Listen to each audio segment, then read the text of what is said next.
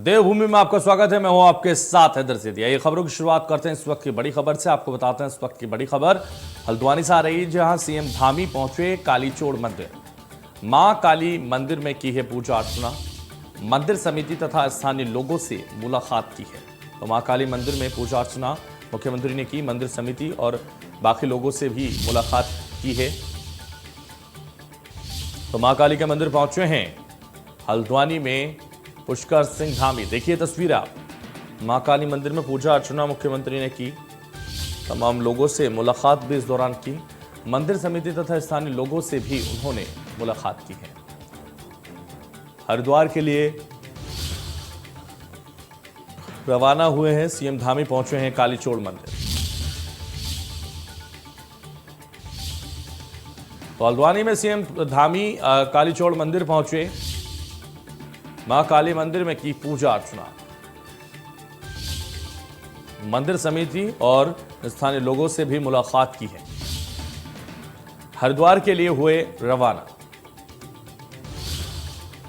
CM Dhami पहुंचे हैं कालीचोड़ मंदिर। ये बड़ी जानकारी इस वक्त आपको दे रहे हैं। ब्रेकिंग न्यूज आपको बता रहे हैं इस वक्त की। हल्द्वानी में सीएम धामी पहुंचे हैं कालीचोड़ मंदिर।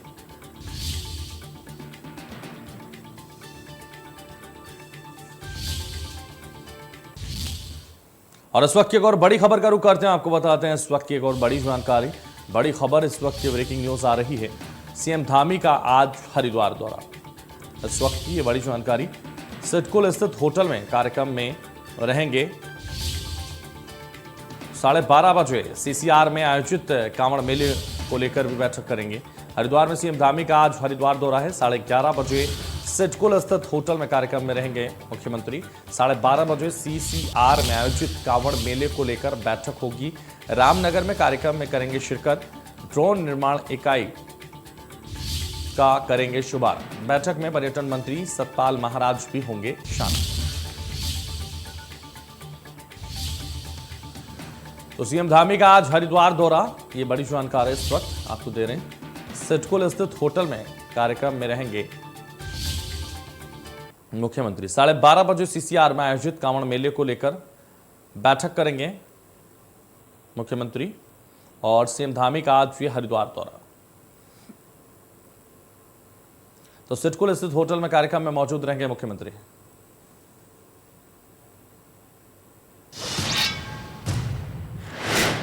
केंद्रीय सामाजिक न्याय एवं अधिकारिता राज्य मंत्री रामदास अठावले ने कहा कि केंद्र सरकार समान नागरिक संहिता लागू कर सकती है। उन्होंने कहा कि लोगों की मांग पर केंद्र सरकार देश में समान नागरिक संहिता लागू करने पर विचार कर सकती है।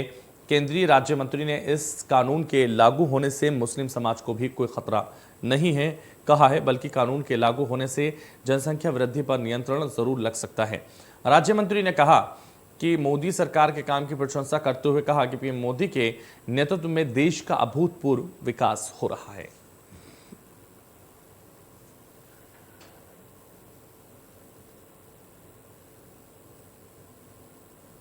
कायदा जो है तो एक तो देश में बहुत दिनों से 70 सालों से मतलब जो 26 जनवरी 1950 को संविधान लागू हुआ, बाबा साहब अम्बेडकर जी ने संविधान ड्राफ्टिंग कमेटी के चेयरमैन के नाते मतलब उसमें उनका बड़ा योगदान रहा है। तो तब से मतलब लोगों की मांग है कि भाई समान नागरिक कायदा होना चाहिए, और समान नागरिक कायदा होने से पॉपुलेशन पर कंट्रोल हो सकता है। और ये कोई कानून मुस्लिम के विरोध में नहीं है। मुस्लिम समाज हमारा ऐसा समाज है। देश का इतिहास ऐसा है कि एक जमाना 2500 साल पहले सम्राट अशोका के बाद सारा देश बुद्धिस्ट था। बाद में शंकराचार्य जी आने के बाद पूरा देश हिंदू बन गया। ये कायदा जो है तो एक तो देश में बहुत दिनों से 70 सालों से मतलब जो 26 जनवरी 1950 को संविधान लागू हुआ, बाबा साहब अम्बेडकर जी ने संविधान ड्राफ्टिंग कमेटी के चेयरमैन के नाते मतलब उसमें उनका बड़ा योगदान रहा है। तो तब से मतलब लोगों की मांग है कि भाई समान नागरिक कायदा होना चाहिए, और समान नागरिक कायदा होने से पॉपुलेशन पर कंट्रोल हो सकता है। और ये कोई कानून मुस्लिम के विरोध में नहीं है। मुस्लिम समाज हमारा ऐसा समाज है। देश का इतिहास ऐसा है कि एक जमाना 2500 साल पहले सम्राट अशोका के बाद सारा देश बुद्धिस्ट था। बाद में शंकराचार्य जी आने के बाद पूरा देश हिंदू बन गया। ये कायदा जो रामनगर में ढेला नदी में कार पलटने से बड़ा हादसा हो गया। हादसे में कार सवार 9 लोगों की मौत हो गई। रेस्क्यू ऑपरेशन जारी है। 8 शव निकाल लिए गए हैं। कार में अभी भी एक शव फंसे होने की आशंका है। शव निकालने का प्रयास किया जा रहा है। मृतक पंजाब के पर्यटक बताए जा रहे हैं। तो रेस्क्यू ऑपरेशन जारी है। लगातार रेस्क्यू ऑपरेशन किया जा रहा है। रामनगर में ढेला नदी में कार पलटने से बड़ा हादसा हुआ है। हादसे में कार सवार 9 लोगों की मौत हुई है। तो रेस्क्यू ऑपरेशन लगातार जारी। 8 शव निकाल लिए गए हैं। कार में अभी भी एक शव फंसे होने की आशंका है। शव निकालने का प्रयास किया जा रहा है। तो रामनगर में ढेला नदी में कार पलटने से बड़ा हादसा। देखिए, कार पलटी हुई ये तस्वीरें हम आपको दिखा रहे हैं, जहां हादसे में कार सवार 9 लोगों की मौत हो चुकी है। रेस्क्यू ऑपरेशन अभी भी जारी है। 8 शव निकाल लिए गए हैं। एक निकालने का काम किया जा रहा है। तो कार में अभी भी एक शव फंसे होने की आशंका जताई जा रही है। शव निकालने का प्रयास लगातार जारी है। 8 शव निकाल लिए गए हैं। 9 लोगों की मौत इस घटना में हुई है। रामनगर में ढेला नदी में कार पलटने से बड़ा हादसा हो गया। कार में फंसे 9 लोगों की मौके पर मौत हो गई। रेस्क्यू ऑपरेशन लगातार जारी। 8 शवों को बाहर निकाल लिया गया है।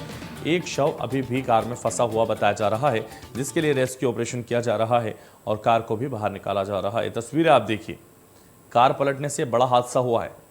ढेला नदी में कार पलटने से बड़ा हादसा हुआ है। तो कार पलटने से बड़ा हादसा। हादसे में कार सवार 9 लोगों की मौके पर मौत हुई। रेस्क्यू ऑपरेशन लगातार जारी है। कार पलटने से बड़ा हादसा हुआ है। शव निकालने का प्रयास लगातार जारी है। ढेला नदी में कार पलटने से ये बड़ा हादसा हुआ है। तो ढेला नदी में कार पलटने से बड़ा हादसा हो गया और कार में अभी भी एक शव फंसे होने की आशंका है।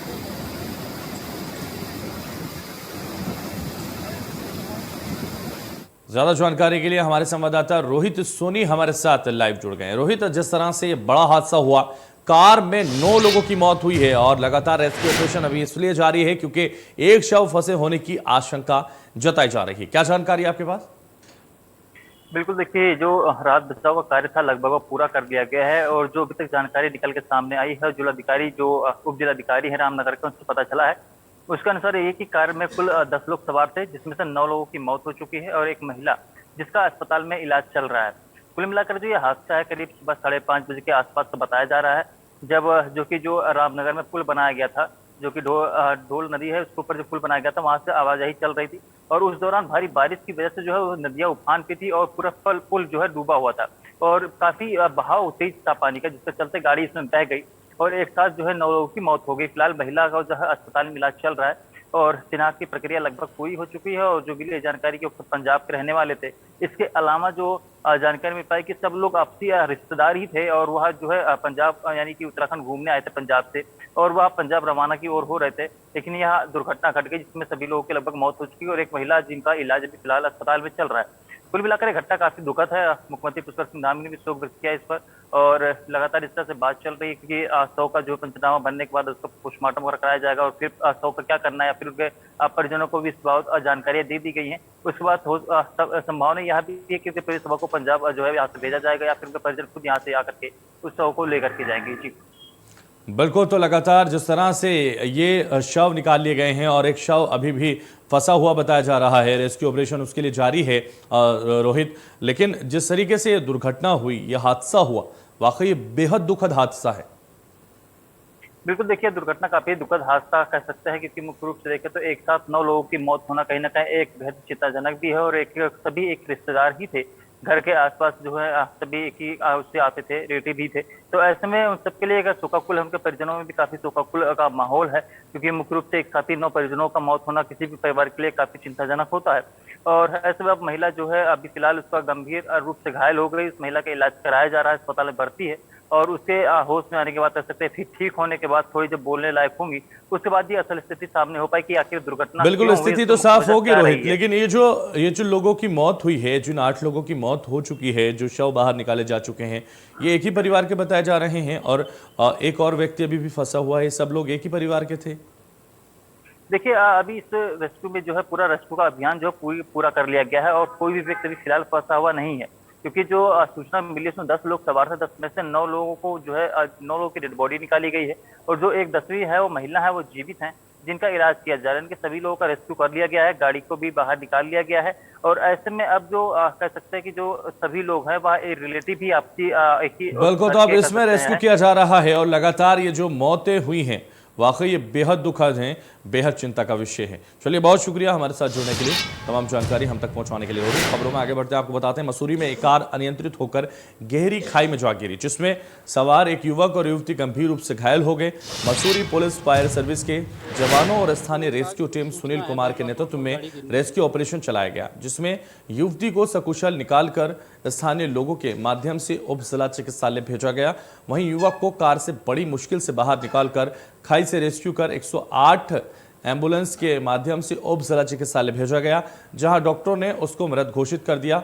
और मसूरी पुलिस एसआई ने बताया कि कार की खाई में गिरने की सूचना पर पुलिस फोर्स फायर सर्विस की 108 एम्बुलेंस के साथ घटनास्थल पर पहुंची और स्थानीय युवकों की टीम के साथ घायलों को कार से निकालकर खाई से रेस्क्यू किया गया और वहीं 108 एम्बुलेंस से अस्पताल भेजा गया।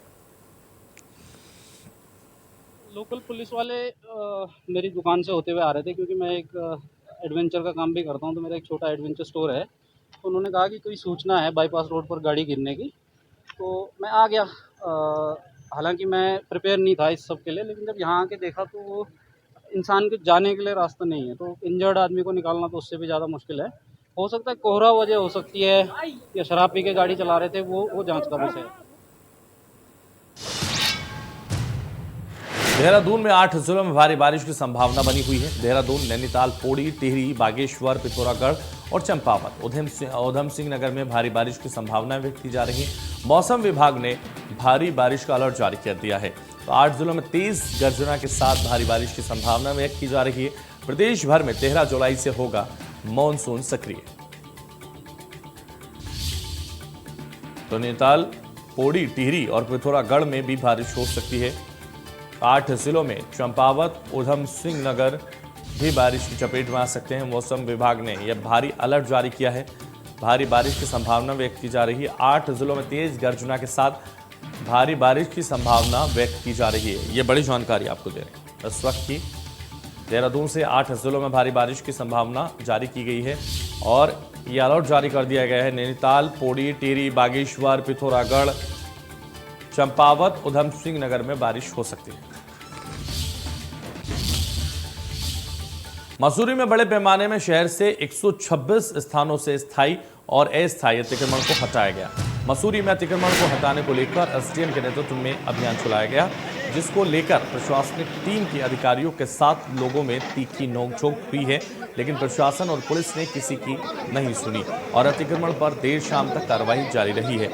वहीं देर रात आपको बता दें, स्वयं एसडीएम नरेश दुर्गापाल ने एक बार फिर भी सभी हटाए गए अतिक्रमण का निरीक्षण किया और वो मसूरी उप जिला चिकित्सालय के पास फिर से अतिक्रमण कर टीन शेड डालने वालों पर उसको ध्वस्त सामान को जब्त किया गया। एसडीएम नरेश दुर्गापाल ने कहा कि अतिक्रमण किसी भी हाल में बर्दाश्त नहीं किया जाएगा और हटाए गए अतिक्रमण पर अगर दोबारा अतिक्रमण किया जाता है तो संबंधित व्यक्ति के खिलाफ सख्त कानूनी कार्रवाई भी की जाएगी।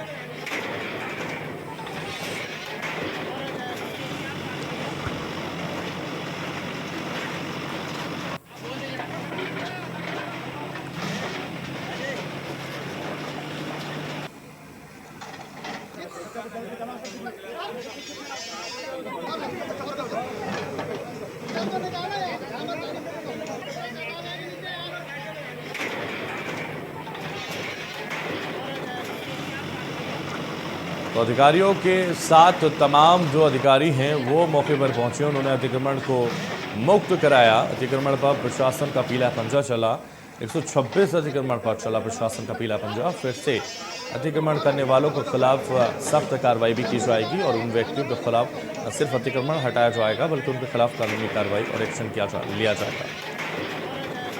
बड़ी कंजेस्टेड है, ट्रैफिक वॉल्यूम बहुत ज़्यादा है यहाँ पर। हम पूरे जाम से जूझते रहते हैं पूरे सीजन में और चूंकि इन सड़कों पर लोगों ने जो काफ़ी फड़ लगा दिए हैं, खोखे बना दिए हैं, दुकानें बना दी हैं, जिससे बची हुई सड़कें भी जो हैं चलने लायक नहीं रह गई हैं। जैसा भी आप देख रहे हैं, ये रोडवेज बस अड्डा है हमारा, यहाँ पर अवैध रूप से तमाम लोग यहाँ पर बसे हुए हैं, तो यहाँ बसें नहीं मुड़ पाती हैं। ऐसी बहुत सारी सड़कें थी, वो हमने चिन्हित कराई है नेशनल हाईवे से, PWD से और नगर पालिका से। तो उनका चिन्हीकरण 1 हफ्ते पहले कर लिया था, उनको बता भी दिया था स्वयं हटा लें।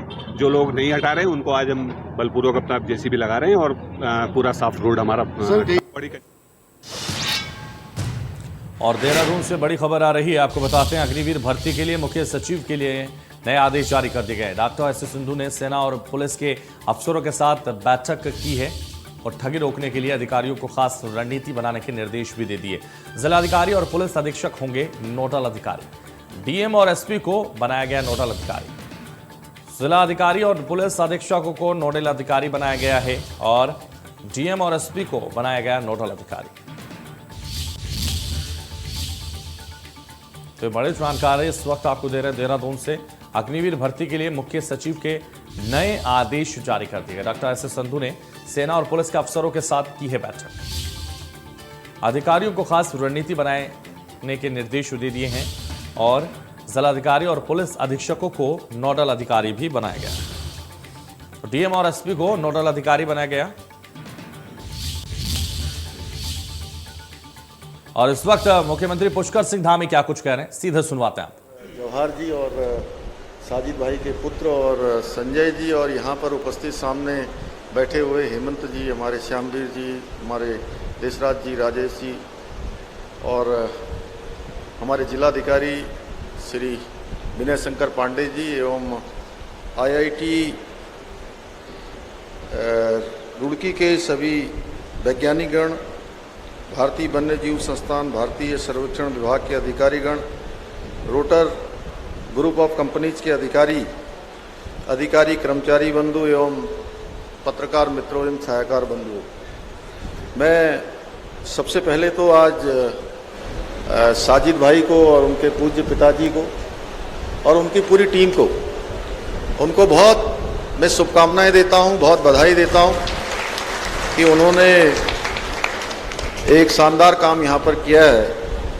अंसारी जी का परिवार आज़ादी के पहले से ही गुणवत्ता के साथ सर्वे, मैपिंग इंस्ट्रूमेंट्स का निर्माण कर रहा है और इसके लिए समय समय पर उन्हें हमारे देश के राष्ट्रपति और माननीय प्रधानमंत्री मोदी जी द्वारा भी प्रोत्साहित किया गया है।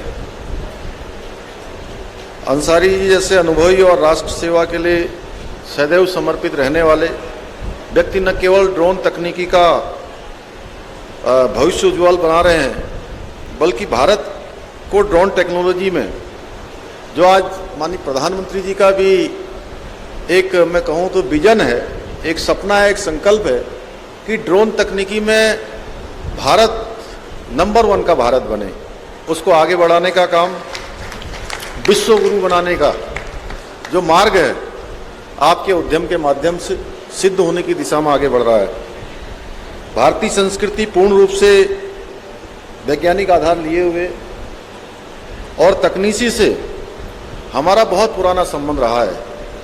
आज जब दुनिया का ज्ञान बढ़ा है, विज्ञान बढ़ा है, दुनिया आगे बढ़ी है, लेकिन हमारे यहाँ आदिकाल में ही आर्यभट्ट, बराहमिहिर, ब्रह्मगुप्त, बौधायन, चरक, सुश्रुत, अगस्त, नागार्जुन, महर्षि भारद्वाज और महर्षि कणाद जैसे भारतीय वैज्ञानिकों ने अपने शोध और आविष्कारों की से मानवता की सेवा करी। विज्ञान के जटिल रहस्यों को भी हमारे ऋषि मुनियों ने आदिकाल से ही उनको सुलझाने का काम भारतवर्ष में किया है। आज निश्चित रूप से जहां मोहनजोदड़ो, हड़प्पा, कालीबंगा, लोथल आदि स्थानों के पुरातात्विक उत्खनन ये प्रमाणित करते हैं कि ज्ञान विज्ञान की दृष्टि से हमारे पूर्वज अत्यंत ही विकसित सोच के रहे हैं। जो आज ज्ञान विज्ञान आज जिन चीज़ों पर शोध कर रहा है, जिन पर अनुसंधान कर रहा है, हमारे पूर्वजों ने उनको सदियों पूर्व उन पर पहले से ही उन पर सोच रही है, पहले से ही उनका मैं कहूँ कि एक तरह से मनन रहा है, चिंतन रहा है, उनकी उसी समय उस सब पर खोज रही है। पुष्पक विमान के बारे में हम सभी जानते हैं, इसके अतिरिक्त भी हमारे वेदों में कई जगह पर विमान और उसकी तकनीकी का उल्लेख मिलता है। वैज्ञानिक शास्त्र जैसे पुस्तक हमारे इतिहास का हिस्सा रहे हैं और हमारी पूर्वजों ने अंतरिक्ष की अत्यंत गहराइयों तक का उनका अध्ययन किया है। आज मोदी जी के नेतृत्व में जहां मेक इन इंडिया बहुत तेजी से आगे बढ़ रहा है, हर क्षेत्र में आज हम आगे बढ़ रहे हैं। मेक इन इंडिया के आधार पर लगातार जहां आज ड्रोन जैसी तकनीकी भारत के अंदर एक व्यापक रूप लेती जा रही है, उसी प्रकार से अगर हम हथियारों की बात करें तो एक समय में हथियार हमारे लगातार आयात किए जाते थे। भारत का बहुत बड़ा जो हमारा बजट है वो इस काम में लगता था। धीरे धीरे भारत इस क्षेत्र में आत्मनिर्भरता की ओर बढ़ रहा है और आत्मनिर्भर ही नहीं हो रहा है। जो पहले हम आयात करते थे, अब हम निर्यातक देशों की श्रेणी में लगातार आगे बढ़ते जा रहे हैं। धीरे धीरे जो है हम एक ऐसी स्थिति में आ रहे हैं कि हमको बहुत बड़ा जो बजट है भारत के विकास के लिए, भारत के अन्य संसाधनों के लिए, वो हमको रक्षा के निर्यात के रूप में प्राप्त होगा। भाइयों बहनों, निश्चित रूप से आज मोदी जी के नेतृत्व में जहां एक और मेक इन इंडिया है, एक दिन स्किल इंडिया है, स्टार्टअप इंडिया है, ऐसे अनेकों उपक्रम उनके बनने के बाद देश के अंदर हमारे जो नौजवान हैं, ऐसे युवा हैं जो कुछ काम करना चाहते हैं, आगे बढ़ना चाहते हैं, लेकिन उनके पास साधन नहीं है, संसाधन नहीं है, उन सब की भी चिंता करने का काम हमारे देश के प्रधानमंत्री जी ने भारत के अंदर नई सरकार के गठन होने के बाद 2014 के बाद स्किल इंडिया का एक डिपार्टमेंट, नया डिपार्टमेंट भारत सरकार में बनाया गया, जिसके अंतर्गत बजट की व्यवस्था की गई और बहुत सारे ऐसे नौजवान जिनके अंदर प्रतिभा है, क्षमता है, उन सभी को आगे बढ़ने का अवसर प्रदान किया गया है। भाइयों बहनों, आज मैं बहुत बधाई देता हूं कि साजिद भाई को, जिनका काम बेंगलोर में भी चलता है, जर्मनी में भी चलता है, अनेकों स्थानों पर चलता है, और उन्होंने ड्रोन प्राइस को कट डाउन करके जो लगभग 42 लाख बता रहे थे ना, 30 लाख कम करने का इन्होंने फैसला किया है। और आज से ही पूरे भारत के अंदर एक नई क्रांति का शुरुआत होगा जो लगभग 40% के करीब होगा। और आपने कहा है कि 150 करोड़ तक का जो है आप इस पर वो करेंगे, कमी करेंगे, तो निश्चित रूप से ये जैसे हमारे उत्तराखंड जैसे राज्य में तो इसकी बहुत महत्ता है ही है, जहां हमारे पर बहुत ही हमारे यहाँ भौगोलिक परिस्थितियां जहां जटिल हैं, दूरस्थ बसे आबादी क्षेत्र हैं और विभिन्न स्थानों पर आधारभूत जो हमारी आवश्यकताएं हैं उसकी भारी कमी है। ऐसे समय में ड्रोन टेक्नोलॉजी हमारे लिए बेहद कारगर सिद्ध होगी। कोरोना काल के दौरान भी हम लोगों ने देखा कि बहुत सारी जगह पर ड्रोन के जरिए दवाइयाँ या अन्य जरूरी वस्तुओं को पहुंचाया गया। और मैं आपको बताऊं कि माननीय प्रधानमंत्री मोदी जी लगातार जो हमारा केदारपुरी का निर्माण कार्य है, और जिस कोरोना काल के दौरान वो स्वयं वहां नहीं जा पाए, लगातार ड्रोन के माध्यम से लगातार उसकी समीक्षा करते रहे। और आज भी हर महीने में एक बार ड्रोन के माध्यम से केदारपुरी के पुनर्निर्माण कार्यों की समीक्षा उनके द्वारा की जाती है। भाइयों बहनों, हम इससे समझ सकते हैं कि ड्रोन हमारे लिए कितना उपयोगी है। सरकार अपने स्तर पर कई योजनाओं को मूर्त रूप देने का कार्य कर रही है। मैं यहाँ पर उपस्थित सभी लोगों से निवेदन करूँगा कि आप ड्रोन के जरिए किए जा सकने वाले सामाजिक जो कार्य हैं उन सभी कार्यों के बारे में सोचें, अपने सुझाव दें। सरकार निश्चित रूप से उन पर विचार करेगी और जो भी व्यवहारिक होगा उन सभी को हम अमल में लाने का भी प्रयास करेंगे।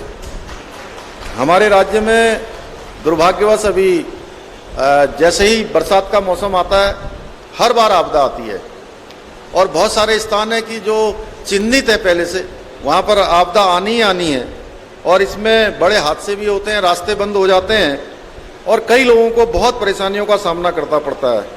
ऐसी स्थिति में हमारे लिए एक सहारा ड्रोन ही रह जाता है, जिसके जरिए हम आपदा में फंसे लोगों की राहत पहुंचा सकते हैं या उनकी जानकारी प्राप्त कर सकते हैं। हमने उत्तराखंड को एक नई ऊर्जा, एक नई गति प्रदान करने के लिए साइंस एंड टेक्नोलॉजी को एक महत्वपूर्ण उपकरण बनाया है।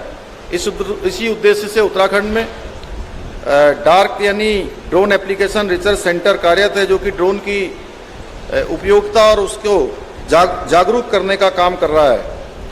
ड्रोन एप्लीकेशन रिसर्च सेंटर के सभी ड्रोन पायलटों के लिए एक संगठित स्वयंसेवक प्रशिक्षण भी हमने शुरू किया है, जिसके तहत शादी विवाह और अन्य आयोजनों में ड्रोन के माध्यम से वीडियोग्राफी करने वालों को आवश्यकताएं पड़ने पर उनकी भी सेवाएं ली जा सकें।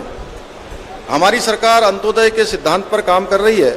जो समाज के अंतिम छोर में खड़े हुए व्यक्ति हैं, उनको अपना लक्ष्य बना रही है और विकल्प रही संकल्प, इस संकल्प को एक मंत्र मान के हम काम कर रहे हैं।